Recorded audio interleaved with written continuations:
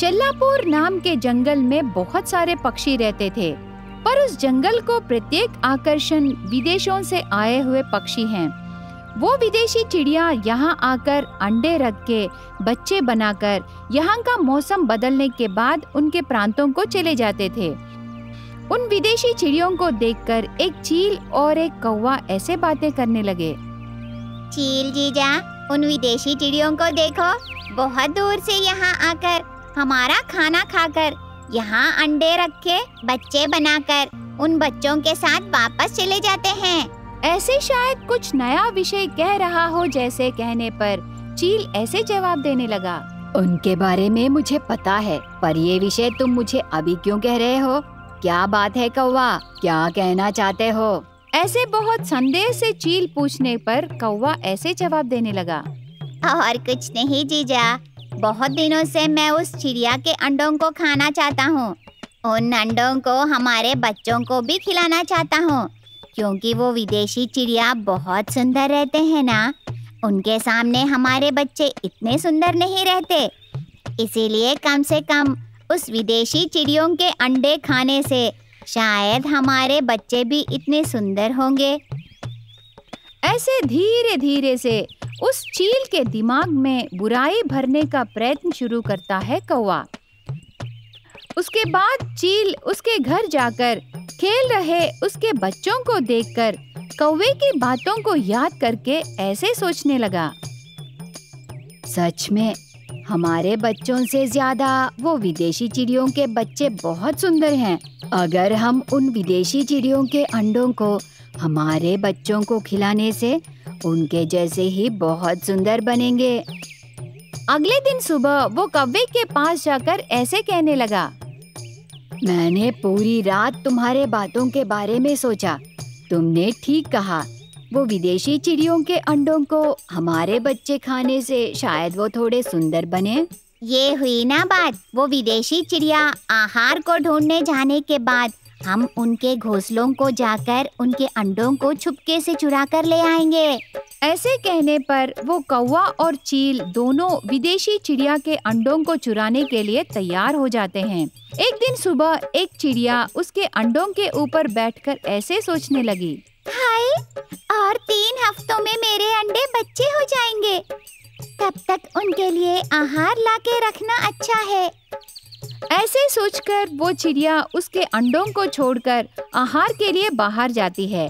इसी प्रकार बाकी घोंसलों में रहे चिड़ियों भी आहार के लिए जाने के बाद कौवा और चील दोनों मिलकर चिड़िया के घोंसलों के अंदर जाकर ऐसे बातें करने लगे। देखो जीजा, इस घोंसले में 6 अंडे हैं, मतलब तुम 3 अंडे लो और मैं 3 अंडे लूंगा। ऐसे दोनों हिसाब करके उस चिड़िया के घोंसले में रहे 6 अंडों को चुरा कर ले जाते हैं। उसके बाद हर रोज बेचारे उन विदेशी चिड़ियों के घोंसलों से अंडे चुराकर ले जाकर उनके बच्चों को पेट भर खिलाना शुरू करते हैं वो कौवा और चील। और एक तरफ उनके घोंसलों में रहे अंडे गायब होने पर 2 चिड़िया एक जगह बैठकर ऐसे दुखी होने लगे।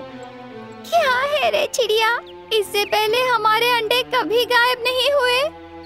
सच बोली रे, इतने दिनों से ऐसे कभी नहीं हुआ, लेकिन आजकल बहुत सारे पक्षियों के अंडे गायब हो रहे हैं। हम घोंसले से बाहर जाने के बाद कोई आके चुरा कर ले जा रहे हैं।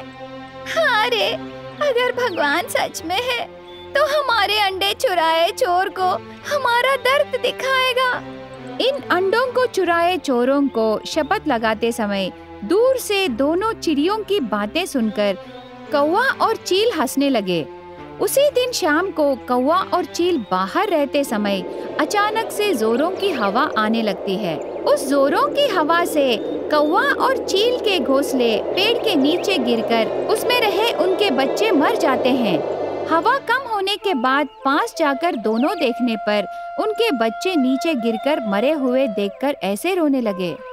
तेरी बात सुनकर हमने बहुत बड़ी गलती किया है। चिड़िया के अंडों को चुराकर उनको बहुत बाधा पहुंचाया है।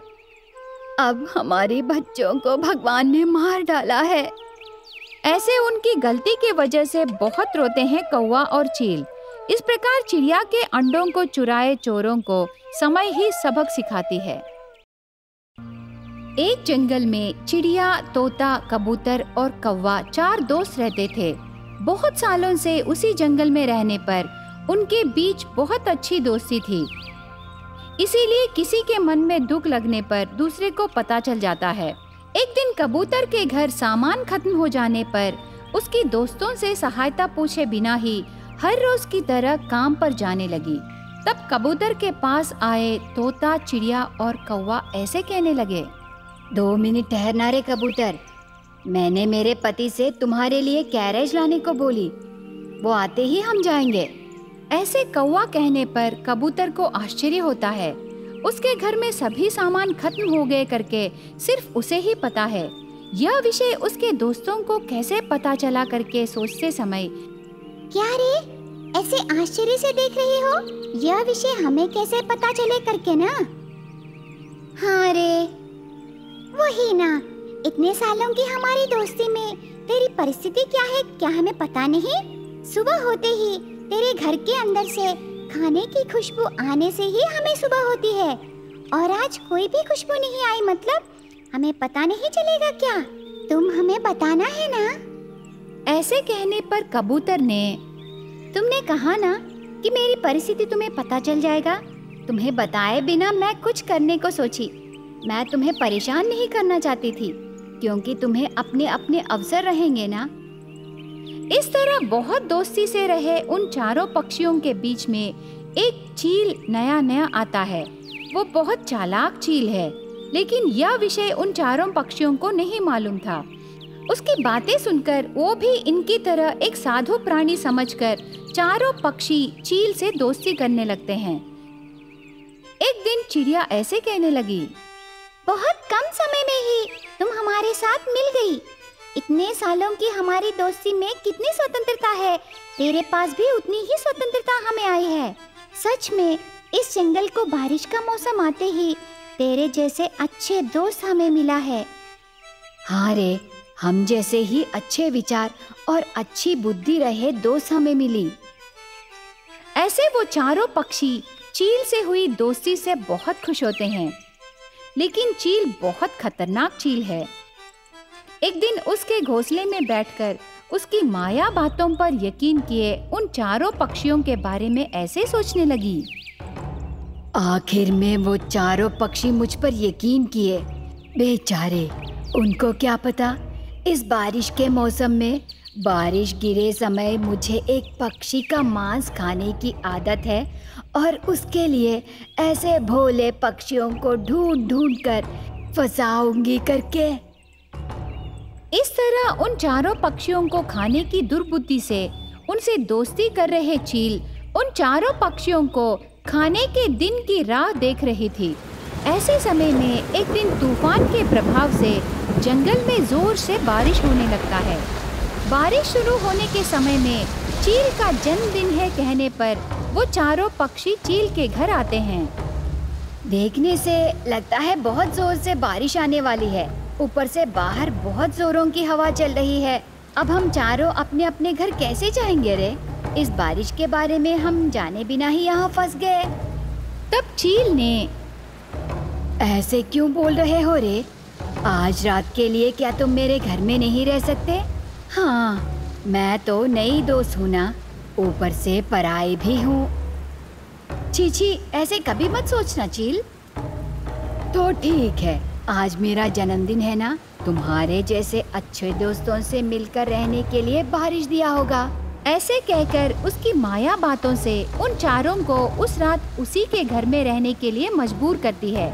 उसके बाद चील केक में नशीले पदार्थ मिलाकर उन चारों को देती है। चारों बेहोश होकर गिर जाते हैं। तब वो धोखेबाज चील ऐसे सोचने लगी, पागल पक्षी, मुझे पता है आज जोर से बारिश होने वाली है, और आज मेरा जन्मदिन है कह के झूठ बोलकर मैं तुम्हें पार्टी के लिए बुलाई। अभी मेरे दिए नशे से तुम सब आराम से सो जाओ, मैं एक एक पक्षी को खा लूंगी। ऐसे सोचकर पहले तोते को बाजू रखकर बाकी कबूतर, चिड़िया और कौवे को लेकर दूसरे कमरे में सुलाकर आके आराम से तोते को मार डाल के उसे जलाकर खा लेती है। इस तरह जोरों की बारिश की वजह से चारों दोस्त एक धोखेबाज चील के पेट को आहार हो जाते हैं।